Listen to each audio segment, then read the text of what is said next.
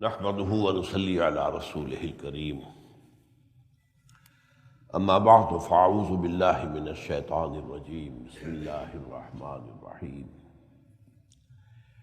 نون والقلم وما يسطرون ما أنت بنعمة ربك بمجنون وإن لك لأجرا غير ممنون وَإِنَّكَ لَعَلَىٰ خُلُقٍ عَظِيمٍ فَسَتُبْصِرُ وَيُبْصِرُونَ بِأَيِّكُمُ الْمَفْتُونُ إِنَّ رَبَّكَ هُوَ أَعْلَمُ بِمَنْ ضَلَّ عَنْ سَبِيلِهِ وَهُوَ أَعْلَمُ بِالْمُهْتَدِينَ إِلَىٰ قَوْلِهِ تَعَالَىٰ وَإِن يَكَادُ الَّذِينَ كَفَرُوا لَيُزْلِقُونَكَ بِأَبْصَارِهِمْ لَمَّا سَمِعُوا الذِّكْرَ وَيَقُولُونَ إِنَّهُ لَمَجْنُونٌ وَمَا هُوَ إِلَّا ذِكْرٌ لِّلْعَالَمِينَ صدق اللہ العظیم۔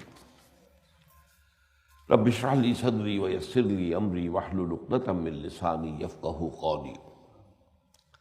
اللہم ربنا الہمنا رشدنا واعذنا من شرور انفسنا، اللہم ارنا الحق حقا وارزقنا اتباعہ وارنا الباطل باطلا وارزقنا اجتنابہ، آمین یا رب العالمین۔ میں نے ابھی سورہ نون یا سورۃ القلم، یہ دو نام ہیں سورہ مبارکہ کے، اس کی ابتدائی 7 آیات آپ کو سنائی ہیں اور پھر آخری 2 آیات آپ کو سنائی ہیں۔ یہ میں آپ کو بتا چکا ہوں کہ ایک زمانے میں نے کافی محنت کی تھی، تحقیق کی تھی، یہ ابتدائی جو وحیاں ہیں جو حضور پر ہوئی صلی اللہ علیہ وسلم، ان میں ترتیب کیا ہے۔ تو میں آپ کو بتا چکا ہوں کہ اگرچہ ایک شاذ رائے اور بھی تھی کہ پہلی وحی جو ہے وہ سورہ مدثر کی ابتدائی آیات ہیں، ایک رائے ہے، یہ بہت شاذ ہے، لیکن تقریباً اجماع ہے اس پر کہ پہلی وحی وہی تھی جو سورہ علق کی ابتدائی 5 آیات ہیں۔ اقرأ باسم ربک الذی خلق، خلق الانسان من علق، اقرأ وربک الاکرم الذی علم بالقلم، علم الانسان ما لم یعلم۔ اس پر ہم گفتگو کر چکے ہیں، بلکہ یہ کہ اس کے ساتھ جو مزید آیات شامل کر کے پوری سورہ علق کی شکل دی گئی ہے وہ بھی ہم پڑھ چکے ہیں۔ اس پر بھی تقریباً اجماع ہے کہ دوسری وحی جو آپ پر ہوئی ہے وہ یہ سورہ نون یا سورہ قلم کی ابتدائی 7 آیات ہیں۔ آج ہمیں پہلے انہی کا مطالعہ کرنا ہے۔ پہلے یہ جان لیجئے کہ یہ نون یہ حروف مقطعات میں سے ہے۔ قرآن مجید کی بہت سی سورتوں کے آغاز میں یہ حروف مقطعات ہے۔ مقطع کیوں کہا جاتا ہے؟ قطع، کاٹنا، کہ ان کو الف لام میم کو علم نہیں پڑھتے ہم، بلکہ کاٹ کاٹ کر الف لام میم، الف لام را، ہا میم، تو یہ علیحدہ علیحدہ پڑھے جاتے ہیں، تو اس لیے یہ حروف مقطعات کہلاتے ہیں۔ وہ حروف کے جو ایک دوسرے سے کٹے ہوئے ہیں، جڑے ہوئے نہیں ہیں، وہ کوئی ایک لفظ نہیں بناتے بلکہ ان کا علیحدہ تلفظ کیا جاتا ہے۔ اب یہ جو حروف مقطعات ہیں یہ 3 صورتوں میں تو ایک ایک بھی آیا ہے۔ یہ سورہ نون اور سورہ قاف اور سورہ صاد، پھر بہت سی صورتوں میں یہ 2 کی شکل میں ہے۔ حامیم، یہ 6 صورتوں کے شروع میں حامیم، طٰہٰ، یاسین، یہ 2 ہیں۔ پھر بہت سی صورتوں کے شروع میں 3 ہیں، الف لام میم، 6 صورتوں تو وہی ہیں، 2 مدنی 4 مکی جو الف لام میم سے شروع ہوتی ہے۔ پھر تاسیم میم، الف لام را، پھر 4 بھی ہیں، الف لام میم را، الف لام میم صاد، اور 2 صورتیں وہ بھی ہیں جن میں 5 ہیں، حامیم عین سین قاف، یہ سورہ شورا۔ اور آپ کو معلوم ہے کہ ایک سورہ مبارکہ میں اور بھی 5 آئے ہیں، کاف ہا یا عین صاد، یہ سورہ مریم میں۔ پہلی بات تو یہ جانیے کہ ان حروف کے مفہوم کو قطعی انداز میں کوئی نہیں جانتا، ویسے ہے کی ہے لوگوں نے اپنے اپنا جو ہے اپنے اپنے ذوق کے مطابق جو ہے، لیکن وہ اکثر و بیشتر ٹامک ٹوئیاں مارنے والی بات ہے، کہیں کہیں بات جڑ بھی جاتی ہے، صحیح لگتی بھی ہے، لیکن یہ اتفاق ہے امت کے اندر کہ یہ تو ایک راز ہے اللہ کے اور اس کے رسول کے مابین۔ ہم کہہ سکتے ہیں یہ کوڈ ورڈز ہیں، کوڈ ورڈز کو ظاہر بات ہے وہ عام طور پر نہیں جانا جاتا، بلکہ وہ تو جو کوڈ بھیج رہا ہے اور جس کے پاس کوڈ جا رہا ہے وہی جانتے ہیں کوڈ ورڈ کو، اسی کے حوالے سے وہ پہچانتے ہیں، تو یہ کہا جا سکتا ہے۔ ویسے یہ کہ ایک رائے اس میں جو مولانا حمید الدین فراہی رحمۃ اللہ علیہ کی ہے، اس سے یہ خاص طور پر یہ سورہ نون کا معاملہ جڑتا ہے، وہ یہ ہے کہ یہ جو الفابیٹس کہلاتے ہیں الف با تا سا، تو یہ عبرانی کا زبان کے اور عربی زبان کے تقریباً ایک جیسے ہیں۔ ایک رائے یہ بھی ہے کہ عربی جو ہے وہ عبرانی کی بیٹی ہے، اور ایک رائے یہ بھی ہے کہ یہ دونوں بہنیں ہیں، کسی اور اس سے پہلی زبان ہوتی تھی اس کی یہ دونوں بیٹیاں۔ بہرحال قرب بہت ہے، 2 بہنوں والا قرب سمجھ لیں یا ماں بیٹی والا قرب سمجھ لیں۔ اور یہ ابتدائی جو حروف بنائے گئے تھے، انسان نے جب حروف بنانے سیکھے تو کس طرح کی شکل سے بنائے گئے، جو چیزیں وہ دیکھتا تھا اس کے مطابق ہی اس نے کچھ شکلیں بنا لی۔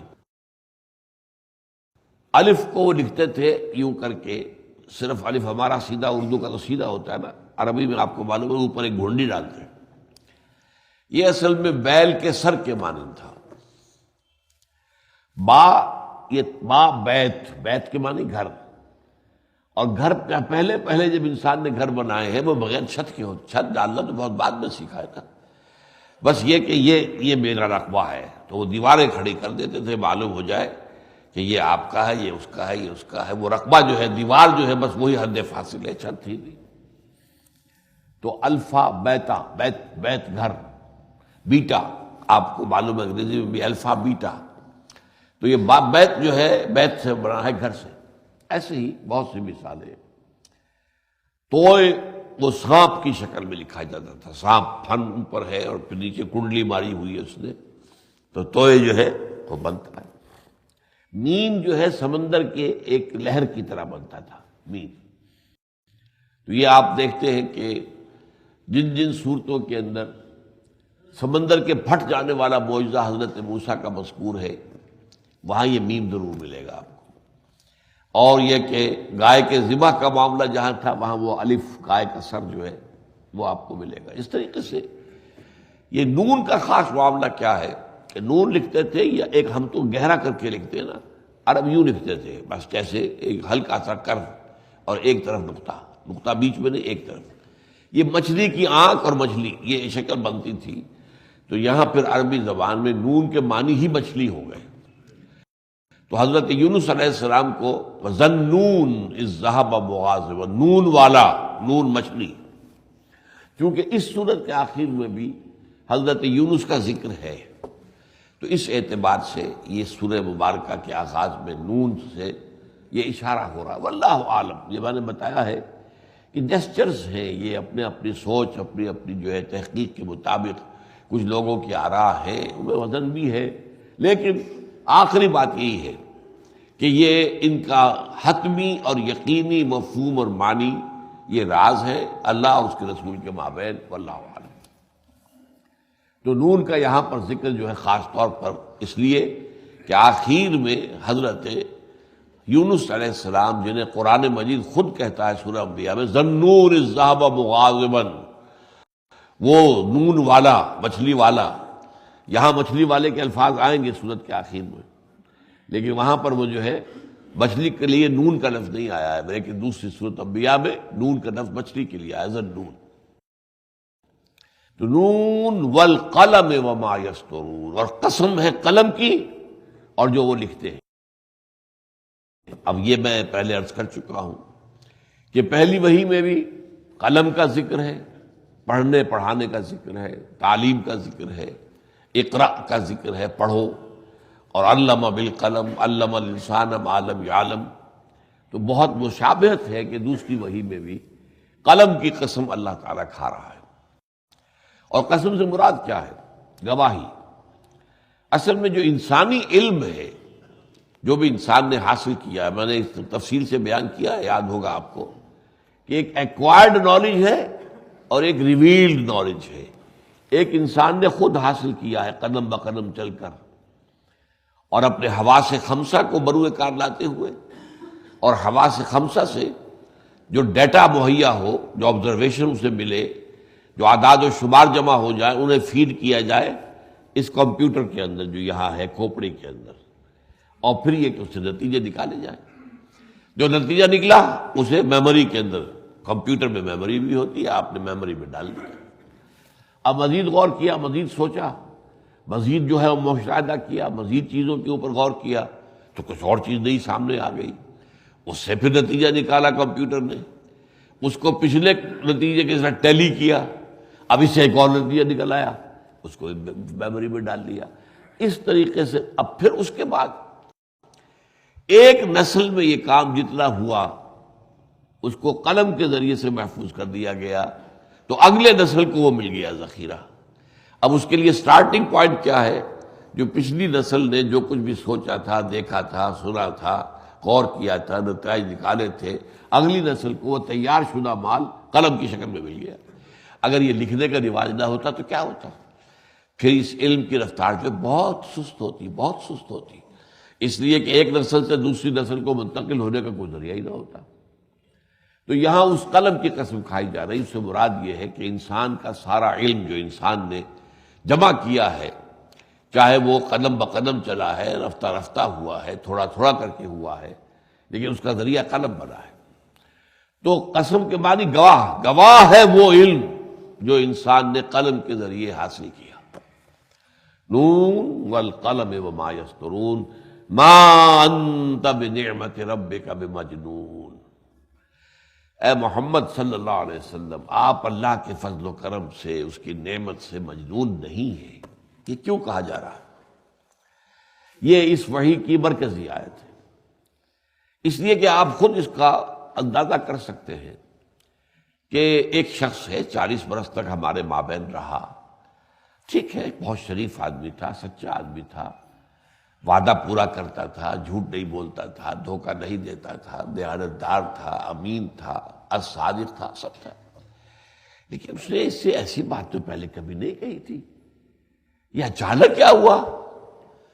یہ گیا ہے، ہاں یہ چند دنوں سے ہم دیکھ رہے تھے کہ کچھ تیور بدلے بدلے سے ہیں اس کے، یہ لوگوں سے مل جل کر اب خوش نہیں ہوتا، یہ کوئی تنہا بیٹھ کر کچھ سوچتا رہتا ہے، کچھ غور کرتا رہتا ہے، گھر میں بھی یہ کم بولتا چلتا ہے، جا کر جو ہے چادر اوڑھ کر لیٹ جاتا ہے، اور کسی غور و فکر کے اندر جو ہے گم رہتا ہے۔ پھر ہاں ایک اور بات ہوئی، اس نے کچھ جانا شروع کیا تھا، وہ پہاڑ پر غار حرا میں جا کر بیٹھتا تھا، کئی کئی دن وہاں ٹھہرتا تھا، وہاں رہتا تھا۔ اب اچانک اس نے ایک دن آ کر کہا کہ مجھ پر فرشتہ آیا، یا اللہ، معلوم ہوتا کوئی آسیب آ گیا، شاید کوئی جن آ گیا، کوئی بھوت آ گیا۔ اب ان کے سامنے تو ابھی فرشتے کا تصور ہی نہیں تھا، وحی کا تصور ہی نہیں تھا۔ اگر کہیں حضور یہود میں پیدا ہوتے تو انہیں تو معلوم تھا کہ فرشتہ کس چیز کا نام ہے، اور اس سے پہلے بھی وحی آتی تھی، اور تورات بھی وحی پر مشتمل ہے، انجیل بھی وحی پر مشتمل ہے، لیکن یہ تو عرب کا معاملہ تھا جن کے پاس امی قوم، نہ کوئی علم، نہ کوئی کتاب، نہ کوئی شریعت، کچھ بھی نہیں۔ حضرت ابراہیم کتنے پرانے، یوں سمجھئے کہ 3000 برس پرانی شخصیت، بس ان کو مانتے تھے کہ ہاں ہمارے جد امجد تھے، ابراہیم تھے، بہت بڑی شخصیت تھے، بس اس سے زیادہ تو نہیں۔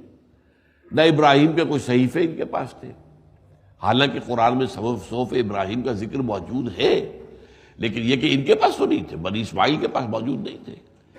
وہ تو معلوم ہوتا ہے کہ حضرت ابراہیم کی اولاد کی کوئی اور شاخ جو ہے وہ کہیں لے گئی ان کو. وہ جو میں نے عرض کیا ہے میرا گمان ہے، میں کوئی ریسرچ اسکالر نہیں ہوں، لیکن بعض چیزوں کے بارے میں کچھ اندازہ ہوتا ہے، کچھ جو ہے انسان کو سکس سینس اس کی کچھ بتاتی ہے. تو میرا گمان یہ ہے کہ ہندوؤں میں جو اپنشد ہے وہ حضرت ابراہیم کے ان صحیفوں کی بگڑی ہوئی شکل ہے، اور برہما کا لفظ جو وہاں آیا وہ حضرت ابراہیم ہی کا نام ہے بدلا ہوا، برہما. تو برہما جو ہے وہ خدا کو بنا دیا انہوں نے. جیسے حضرت ابراہیم کے ایک بڑے پڑپوتے سڑپوتے حضرت عیسیٰ کو خدا کا بیٹا بنا دیا. تو کون سی عجب بات تھی کہ ان کے لگڑ دگڑ جو باپ تھے حضرت ابراہیم، ان کو جو ہے خدا بنا دیا. یہ تو انسان کی گمراہیوں میں نہیں ہے شامل. تو واللہ عالم، لیکن ان کے پاس نہیں تھے. یہ جو بنی اسماعیل آباد تھے عرب میں، ان کے پاس کوئی صحیفہ نہیں تھا جسے وہ کہہ سکیں کہ ہمارے پاس صحیفہ ہے. تو ان کے لیے یہ بات بڑی عجیب تھی جو آ کر کہی ہے حضور نے صلی اللہ علیہ وسلم. ہمیں معلوم ہوتا ہے روایات سے کہ حضور خود جو ہے بہت پریشان ہوئے ہیں. یہ پہلا تجربہ. آپ تو کوئی قرآن میں ایک جگہ آیا ہے کہ آپ تو کوئی اس کے امیدوار نہیں تھے کہ آپ پر کتاب نازل کی جائے گی، آپ تو کوئی اس کے امیدوار نہیں تھے کہ نبوت آپ کو ملے گی. اور نبوت ویسے جو ہے وہ عبادت سے اور اطاعت سے اور تقوی سے اور تدین سے اور پرہیزگاری سے ملتی بھی نہیں ہے. یہ تو اللہ کی طرف سے ملتی ہے جس کو ملتی ہے. یہ کسبی چیز نہیں ہے، کمائی نہیں جا سکتی. وہ بھی چیز ہے جو دی جاتی ہے اللہ کی طرف سے، اور وہ اللہ کا فیصلہ ہوتا ہے، جس کو چاہتا ہے وہ دیتا ہے. اس حوالے سے پہلا تاثر جو تھا وہ یہی تھا کہ لوگوں نے کہا کہ جنون کا عارضہ ہو گیا ہے محمد کو.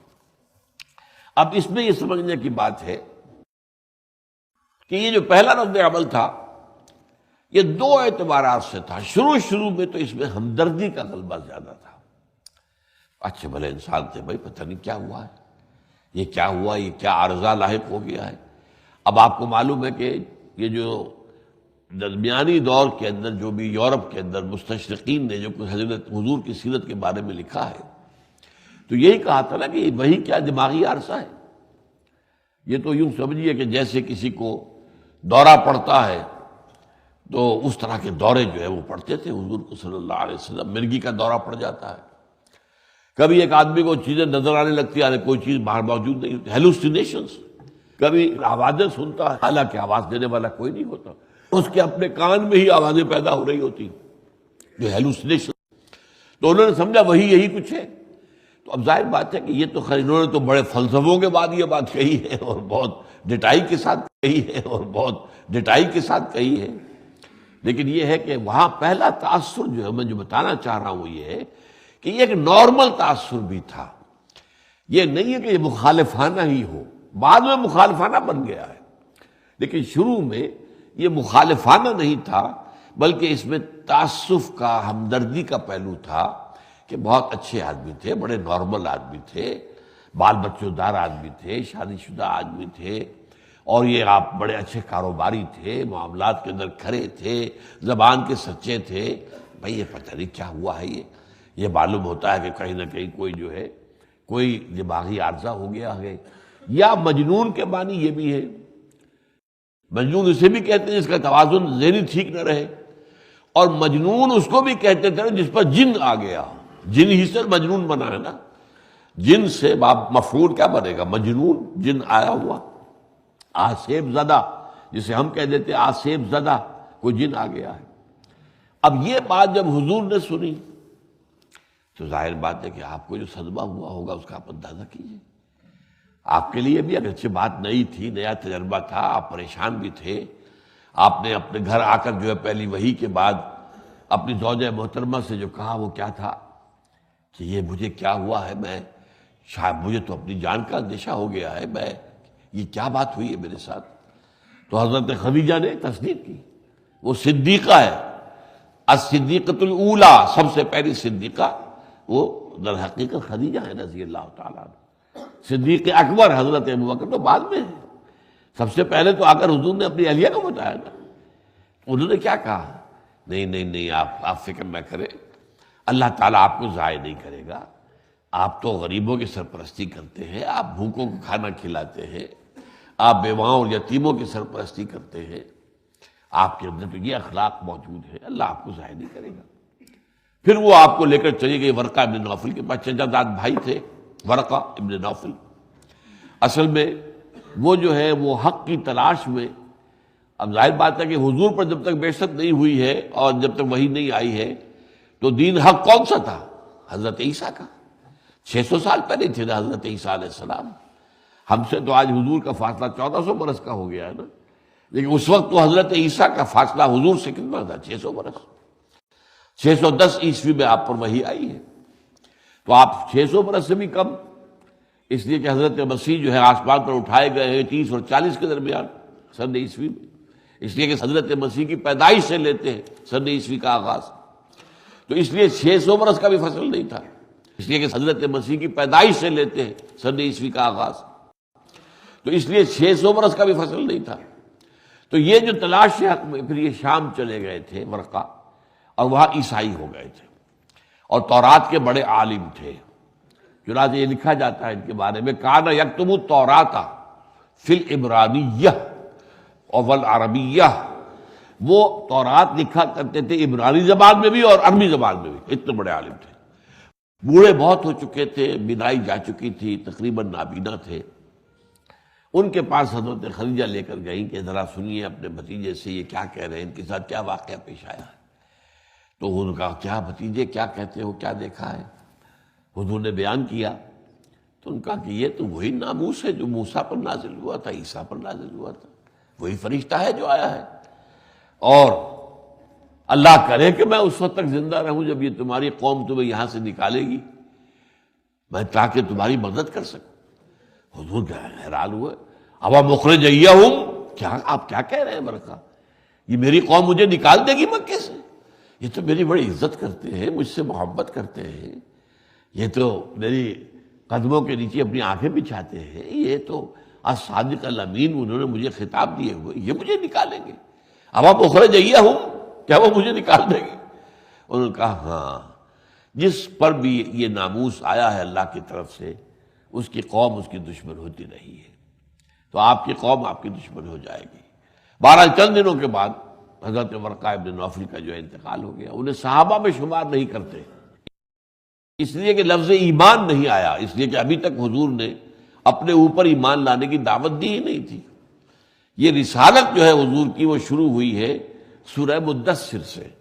یا ایھا المدثر قم فانذر وربک فکبر وثیابک فطہر والرجز فاہجر ولا تمنن تستکثر. ایسے یہ 7 آیتیں، ویسے وہ بھی 7 آیتیں.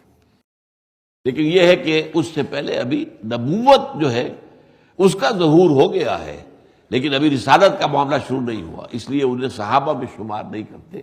لیکن ظاہر بات ہے کہ وہ اگر رہتے تو صدیق اکبر پہلے وہی ہوتے مردوں کے اندر. یا جیسے میں پہلے بیان کر چکا ہوں، سعید ابن زید کے والد تھے زید ابن عمرو ابن نفیل، وہ ہوتے جو کعبے کے پردے پکڑ پکڑ کر کہتے تھے اللہ میں صرف تجھے پوجنا چاہتا ہوں لیکن جانتا نہیں کیسے پوجوں. تو ان کو کوئی دیر لگتی ہے حضور پر ایمان لانے میں. بہرحال تو حضور کو جو اس پر صدمہ ہوا، رنج ہوا کہ مجھے یہ پاگل سمجھ رہے ہیں، یہ مجنون کہہ رہے ہیں، یہ سمجھتے مجھ پر آسیب آ گیا ہے. اس میں دلجوئی کے لیے یہ آیات نازل ہوئی. ان میں ایک دلجوئی کا پہلو حضور کے لیے ہے، اور دوسری طرف اس کے اعتراض کا جواب دیا گیا ہے ان کو جو یہ بات کہہ رہے تھے. نون والقلم وما یسطرون ما انت بنعمت ربک بمجنون. اے نبی آپ مطمئن رہیں، بالکل آپ جو ہے اپنی تسلی رکھیں، آپ ہرگز اپنے پروردگار کی نعمت سے فضل و کرم سے مجنون نہیں ہے، آپ پر کوئی جن نہیں آیا ہے، آپ کے کچھ ذہنی توازن میں فرق واقع نہیں ہوا. ما انت بنعمت ربک بمجنون وَإِنَّ لَكَ لَأَجْرًا غَيْرَ مَمْنُونٍ. اور آپ کو تو بہت بڑا اجر ملنے والا ہے کہ جس کا کبھی سلسلہ منقطع نہیں ہوگا. أَن يَبْعَثَكَ مَقَامٌ مَحْمُودًا، جو بعد میں پھر سورہ بنی اسرائیل میں آیا ہے. آپ کو تو مقام محمود عطا ہونے والا ہے، آپ کو جو مقام حاصل ہونے والا ہے، سید المرسلین آپ شمار ہوں گے، آپ امام الانبیاء ہوں گے. آپ کے لیے جو اللہ تعالیٰ کی طرف سے جو مقامات آنے والے ہیں، تو آپ جو ہے آپ کے لیے تو اجر ہے بہت غیر ممنون، کہ جو جس کا سلسلہ کبھی قطع ہونے والا نہ ہو، ختم ہونے والا نہ ہو. ان لک لاجر غیر ممنون وانک لعلی خلق عظیم. یہ ہے اصل میں جو ان لوگوں کی طرف خطاب ہے۔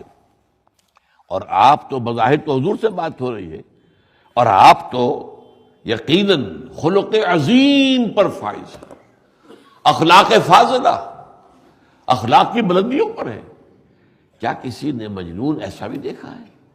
یہ ان سے کہا جا رہا کہ پاگل ہو گئے ہو تم، تمہارا دماغ خراب ہو گیا ہے، تمہارا ذہنی توازن بگڑ گیا ہے، مجنون کہہ رہے ہو محمد کو صلی اللہ علیہ وسلم۔ ان کے اخلاق فاضلہ دیکھو، ان کی صاف ستھری زندگی دیکھو، ان کے معاملات دیکھو، ان کے کردار کو دیکھو، ان کی سیرت کو دیکھو۔ کیا ایسا شخص کو مجنون ہوتا ہے؟ مجنون کو تو اپنی ہوش نہیں ہوتی، اور جس پر مجنون آتے ہیں، جن جو آتے ہیں، پھر وہ حواس باختہ ہو جاتے ہیں، وہ تو الٹی سیدھی باتیں کرتے ہیں۔ کہ حضور کی زبان سے کوئی تم نے کلمہ سنا ہے؟ کوئی نازیبہ بات ان کی زبان سے نکلی ہے؟ کوئی بات کہ جو عقل اور منطق سے کہ پیمانے پر پوری نہ اترتی ہو ان کی زبان سے صادر ہوئی ہے؟ جب یہ نہیں ہے تو پھر کیسے تم نے یہ گمان کیا؟ کیسے تم نے یہ خیال کیا کہ ان پر کوئی جو ہے وہ آسیب آ گیا ہے یا جن آ گیا ہے، یا یہ کہ یہ تو مجبور ہو گئے، ان کا دماغی توازن ٹھیک نہیں رہا ہے؟ یہاں خطاب دوسروں سے، اگرچہ بظاہر خطاب حضور سے ہے، ما انت بنعمت ربک بمجنون وان لک لاجر غیر ممنون وانک لعلی خلق عظیم۔ یہ تو ساری چیزیں جو ہے بظاہر تو حضور سے خطاب کر کے کہی جا رہی ہے نا، لیکن یہ کہ اس کا رخ، اس آیت کا رخ جو ہے وہ ان لوگوں کی طرف ہے جنہوں نے اس خیال کا اظہار کیا کہ حضور صلی اللہ علیہ وسلم پر گویا کہ کوئی آسیب آ گیا ہے، کوئی جن آ گیا ہے، یا یہ کہ خدا نخواستہ آپ کا دماغی توازن بگڑ گیا ہے۔ وہ جو جدید مستشرقین نے کہا ہیلوسینیشن آنی شروع ہو گئی ہے، یہ ان کا جو ہے، ان کو جو ہے خود بخود کچھ چیزیں دکھائی دینے لگی ہیں جبکہ کچھ ہوتا نہیں ہے باہر، تو معلوم ہوتا ہے کوئی اس طرح کا تجربہ محمد کو ہوا ہے صلی اللہ علیہ وسلم۔ اس کی دلجوئی حضور کی اور ان کے اعتراض یا ان کے خیال کا یا ان کے گمان کا جواب، یہ دو پہلو ہیں اس وحی کے۔ نون والقلم وما یسطرون ما انت بنعمت ربک بمجنون وَإِنَّ لَكَ لَأَجْرًا غَيْرَ مَمْنُونٍ وَإِنَّكَ لَعَلَىٰ خُلُقٍ عَظِيمٍ فَسَتُبْصِرُ وَيُبْصِرُونَ بِأَيِّكُمُ الْمَفْتُونُ۔ اب یہاں تھوڑا سا رنگ آیا ہے، جیسا کہ میں نے کہا تھا کہ یہ دو انداز میں بات کہی جا رہی تھی۔ ایک تو تعصب بھرے انداز میں، کیا ہوا، یہ اچھے بھلے آدمی تھے، بیٹھے بٹھائے کیا ہو گئے، اور ایک پھر یہ مخالفانہ انداز بھی تھا۔ ظاہر بات ہے ہر معاشرے میں اچھے سے اچھے شخص کے بھی کچھ نہ کچھ تو جو ہے مخالف ہوتے ہی ہیں، بلکہ جو بہت اچھا آدمی ہو اس کے حاسد ہوتے ہیں۔ تو انہوں نے گویا کہ مخالفانہ انداز میں کہنا شروع کیا، دیکھا نا ہم کہتے نہیں تھے، یہ جو جا کے بیٹھتے ہیں کہیں، اور جا کر جو ہے وہ غار کے اندر بیٹھے رہتے ہیں، کئی دن رہتے ہیں وہاں پر، تو کچھ ہوگا ان کے ساتھ، کوئی نہ کوئی آسیب چمٹ جائے گا انہیں، کوئی نہ کوئی بات جو ہے ہو جائے گی ان کے ساتھ۔ تو وہ جواب، وہ جو بات ہے مخالفانہ انداز میں بھی کہی جا رہی تھی، توہین آمیز انداز میں بھی کہی جا رہی تھی۔ اب اس کا جواب یہ دیا جا رہا ہے، فَسَتُبْصِرُ وَيُبْصِرُونَ بِأَيِّكُمُ الْمَفْتُونُ۔ اے نبی عنقریب آپ بھی دیکھ لیں گے اور یہ بھی دیکھ لیں گے کہ کس کا دماغ چل گیا تھا، کون فتنے میں پڑ گیا تھا۔ آیا محمد کا دماغی توازن خراب ہو گیا تھا یا ان کا خراب ہو گیا؟ دیکھیں گے کچھ ہی عرصے کے بعد، جب ہے نبی آپ کے ہاتھوں انقلاب برپا ہوگا، جب آپ کے ہاتھوں نئی تاریخ لکھی جائے گی، تاریخ عالم کی کا ایک نیا باب جو ہے تحریر ہوگا، ایک نئی تہذیب وجود میں آئے گی، نئے علوم پیدا ہوں گے، نئی روشنی دنیا میں پھیلے گی، اور آپ کے دست مبارک سے اس عرب کے اندر یہ جو ان پڑھ قوم ہے اس میں بڑے بڑے علماء پیدا ہوں گے، بڑے بڑے وہ لوگ پیدا ہوں گے جو نئے نئے علوم پیدا کر دیں گے، جو ایجاد کریں گے، الجبرا ایجاد کریں گے، الکیمیا ایجاد کریں گے، یہ بڑے بڑے علوم، فلکیات کا علم ایجاد کریں گے۔ یہ آپ کے کام سے یہ ہوگا تو انہیں پتہ چل جائے گا کہ دماغ کس کا خراب ہوا تھا، آسیب کسے آیا تھا، ذہنی توازن کس کا بگڑا تھا، حواس کس کے جواب دے گئے تھے۔ تم دیکھو محمد کو صلی اللہ علیہ وسلم، ان کے کردار کو دیکھو، ان کی شخصیت کو دیکھو، ان کی نفاست پسندی کو دیکھو، یہ صاف اور ستھرائی کے، وہ جن پہ مجنون، جن پہ جن آتے ہیں وہ تو گندے رہتے ہیں۔ آپ کو معلوم ہے یہ کاہن قسم کے لوگ جو ہوتے ہیں یہ تو گندے رہتے ہیں، کیونکہ گندی ارواح سے انہیں رابطہ قائم کرنا ہوتا ہے، اور گندی ارواح آتی جیسے مکھی جو ہے وہ تو گندگی پر بیٹھے گی نا، تو وہ گندی ارواح جو ہے جو شیاطین جن ہے وہ تو آتے ہی برے لوگوں پر ہے۔ تو محمد کو دیکھو، ان کا کردار دیکھو، ان کی شخصیت دیکھو، نفاست والی ان کی کا مزاج دیکھو ان کا، تو یہ بات بہرحال ان قریب زمانہ دیکھ لے گا، وقت نکلے گا۔ آپ کو معلوم ہے تاریخ میں 20-25 برس کیا ہوتے ہیں؟ کچھ بھی نہیں۔ ہمیں 62-63 برس ہو گئے، ہم نے کیا کیا؟ کچھ بگاڑا ہی ہے، اپنا بنایا تو نہیں ہے۔ ایک وہ ہے جنہیں تصویر بنا آتی ہے، ایک ہم ہیں کہ لیا اپنے بھی صورت کو بگاڑ۔ آدھا ملک تو ہم آج سے کوئی 35 سال پہلے کو کھو بیٹھے تھے، آپ ہمارا حال جو ہے وہ اپلوڈ کر لیجیے۔ تو یہ صورت حال، لیکن حضور نے 25 برس میں جو انقلاب عظیم برپا کر کے دکھا دیا، حالانکہ کیسی کیسی مصیبتوں میں سے گزرے ہیں آپ اور آپ کے صحابہ کرام، کیسی کیسی مخالفتیں ہوئی ہیں، کیسی کیسی ایذا رسانیاں ہوئی ہیں، کیسے کیسے اللہ کی طرف سے امتحان آئے ہیں کڑے سے کڑے، لیکن ان سب میں سے گزر کر کل 20-25 برس میں آپ کو معلوم ہے وہاں جہاں سے نکالے گئے تھے مکے سے، جب نکالے گئے ہیں وہاں سے، اس کے بعد جو آپ کو معلوم ہے کہ کل 8 برس میں واپس آ گئے فاتح کی حیثیت سے۔ نکلے ہیں تو جان بچانی مشکل تھی، رات کی تاریکی میں نکلے ہیں، اور جا کر 3 دن جو ہے روپوش رہے غار ثور کے اندر، نکلے ہیں تو اس حالت میں نکلے ہیں۔ کوئی جمعیت نہیں تھی، کوئی فوج نہیں تھی، کوئی بڑی جماعت نہیں تھی، بمشکل 100-125 آدمی، لیکن یہ کہ کل 8 برس میں وہی اللہ کا بندہ جو ہے اللہ کا رسول صلی اللہ علیہ وسلم، 10,000 اس وقت آپ کے ساتھ کون تھے؟ 10,000 جنہیں کہا گیا ہے قدوسیوں کی شکل میں، قدوسی یہ تورات کے الفاظ ہیں، 10,000 قدوسیوں کی معیت میں وہ آئے گا۔ وہ آیا اور اس نے جو ہے آپ کو معلوم ہے ایک نئی سلطنت کی، ایک نئی قوم، ایک نئے نظام کی بنیاد دنیا میں قائم کی ہے۔ تو فَسَتُبْصِرُ وَيُبْصِرُونَ بِأَيِّكُمُ الْمَفْتُونُ، تو یہ ہے وہ 7 ابتدائی آیات۔ میں نے آخری 2 آیات اس لیے پڑھ دی ہے کہ وہ اصل میں اس کے ساتھ ان کا جو ہے اس کا ایک ربط ملتا ہے۔ وَإِن يَكَادُ الَّذِينَ كَفَرُوا لَيُزْلِقُونَكَ بِأَبْصَارِهِمْ لَمَّا سَمِعُوا الذِّكْرَ وَيَقُولُونَ إِنَّهُ لَمَجْنُونٌ وَمَا هُوَ إِلَّا ذِكْرٌ لِّلْعَالَمِينَ۔ یہ وہ دور کی ہے آیت جو ہے، یہ تو میں نے آپ کو بتایا کہ 7 آیتیں تو نمبر 2 وہی ہے، بعد کی تو آیات جو ہے بعد کے وقت میں نازل ہوئی ہیں وہ اس میں شامل کر کے ان کو ایک صورت کی شکل دی گئی ہے، لیکن یہ کسی کو مغالطہ نہ ہو کہ یہ کسی نے خود کیا ہے اپنی مرضی سے، کسی صحابی نے یا کسی خلیفہ راشد، نہیں، یہ حضور نے کروایا۔ فلاں آیتیں اب نازل ہوئی ہیں، فلاں سورت کے فلاں آیت کے بعد ان کو درج کر لو، فلاں سورت کی فلاں آیتوں کے بعد ان آیتوں کو شامل کر لو۔ اس طرح وہ ترتیب بنتی چلی گئی، سورتیں مکمل ہوتی گئی، اس طریقے سے صورتوں کی آپس میں ترتیب بنتی چلی گئی۔ تو یہاں جب جو مخالفت شدید ہو گئی تو ان میں سے ایک شکل انہوں نے یہ اختیار کی تھی، ان کا اپنا خیال تھا نا کہ یہ تو کوئی معاملہ جادو وادو کا ہے، معلوم ہوتا ہے ان کو پڑ گیا، وہ ہم پڑھیں گے جب اگلا حصہ ہے سورت مبارکہ کا تو بات سامنے آئے گی۔ تو وہ کیا کرتے تھے، انہوں نے جو عامل لوگ کہلاتے نا ہمارے معاشرے میں بھی، ان کو بلایا۔ وہ عامل لوگ کیا کرتے تھے، یہ آج بھی ہوتا ہے، کسی کی ول پاور کو توڑنے کے لیے وہ گھور کر دیکھتے ہیں، اور یہ آپ کو معلوم ہونا چاہیے، یہ ایکسرسائزز ہوتی ہیں کہ آپ جو ہے یہ روحانی ایکسرسائزز بھی ایسی ہوتی ہیں۔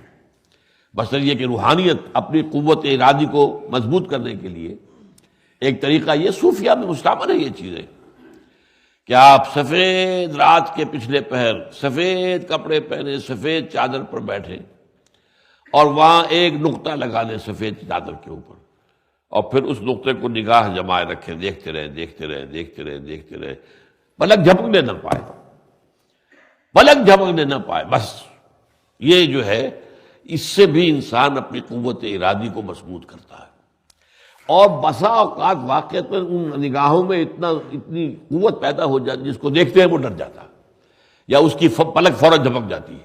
آپ نے مقابلہ کیا، آنکھوں سے آنکھیں ڈالی اور اس کی پلک جھپک گئی، اور وہ جو ہے متاثر ہوا کہ ان میں کوئی روحانی قوت ہے۔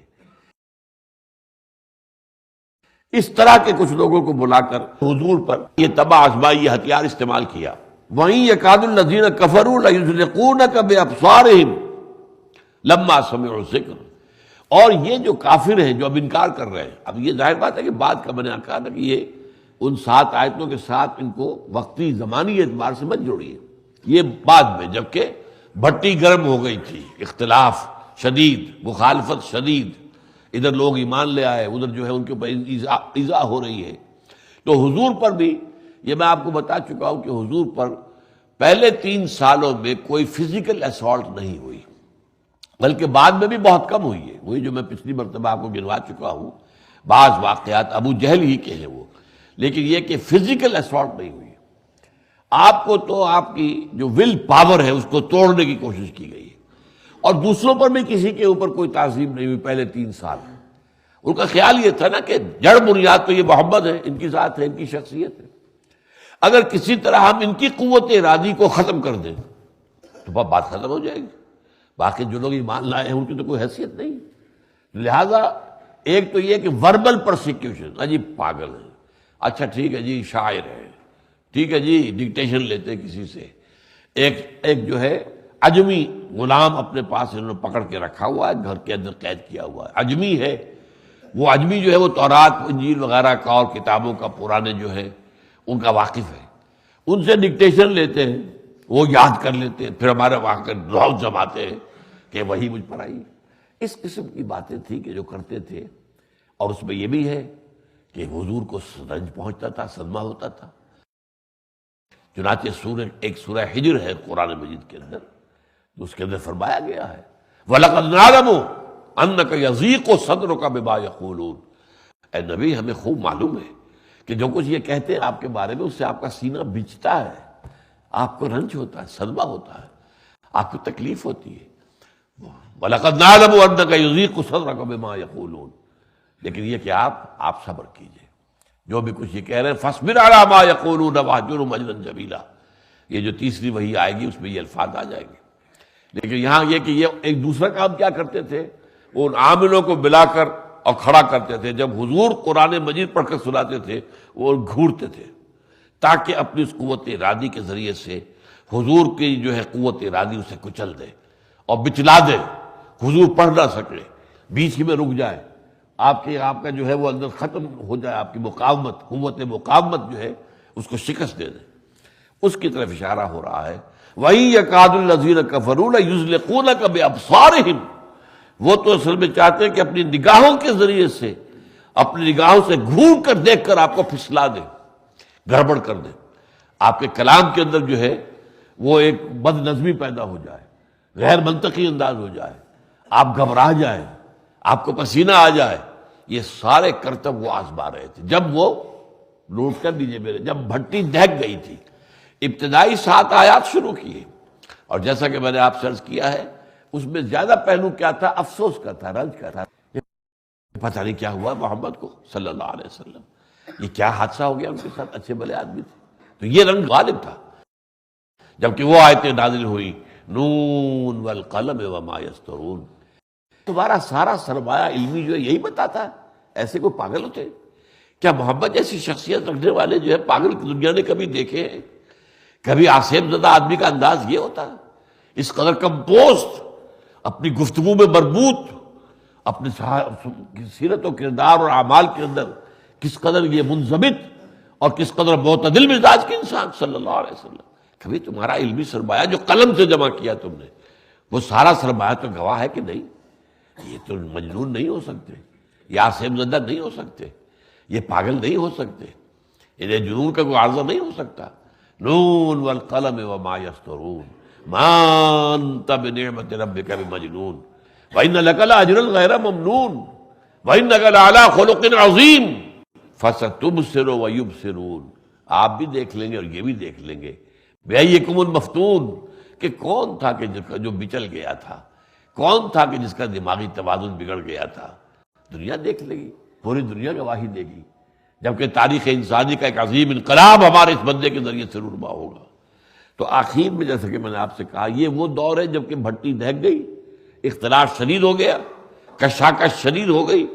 وَإِن يَكَادُ الَّذِينَ كَفَرُوا لَيُزْلِقُونَكَ بِأَبْصَارِهِمْ، اپنی نگاہوں کے ذریعے سے آپ کو گھور کر دیکھ کر آپ کی قوت ارادی کو شکست دینا چاہتے ہیں، آپ کے خلل پیدا کر دینا چاہتے ہیں۔ آپ جو کوئی بیان کر رہے ہیں، قرآن مجید کے پڑھنے میں خلل پیدا ہو جائے، کوئی اور شے ہو جائے، اختلال جو ہے ذہن میں نہ ہو، زبان پر تو ہو جائے۔ لمبا سمعوا الذکر، جب یہ ذکر سنتے ہیں، جب آپ انہیں الذکر سنا رہے ہوتے ہیں، جب آپ انہیں قرآن سنا رہے ہوتے ہیں، تو یہ لوگ لے کر آتے ہیں ایسے عاملوں کو کہ وہ آپ کے اوپر اس طریقے سے اثر انداز ہو جائیں۔ لما سمعوا الذکر ویقولون، اور کہتے کیا ہے؟ انہ لمجنون۔ اب یہ ہے مخالفانہ مجنون، یہ گویا کہ مجنون کو بطور ایک گالی کے استعمال کیا جا رہا ہے۔ پاگل ہو گئے، دماغ خراب ہو گیا ان کا، توازن ٹھیک نہیں رہا ان کا۔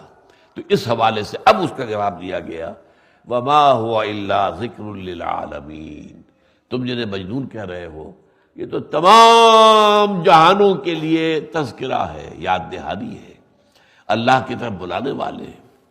وما هو الا ذکر للعالمین، پھر جو کتاب یہ لے کر آئے ہیں الذکر، وہ تمام جہانوں کی ہدایت کے لیے، رہنمائی کے لیے، آنے والے تمام ادوار تاریخ انسانی کے ان سب کے لیے رہنمائی کا ذریعہ ہوگی، منبع ہوگی، سرچشمہ ہوگی۔ وما هو الا ذکر للعالمین، نہیں ہے وہ مگر وہ تو تمام جہان والوں کے لیے ایک یاد دہانی ہے۔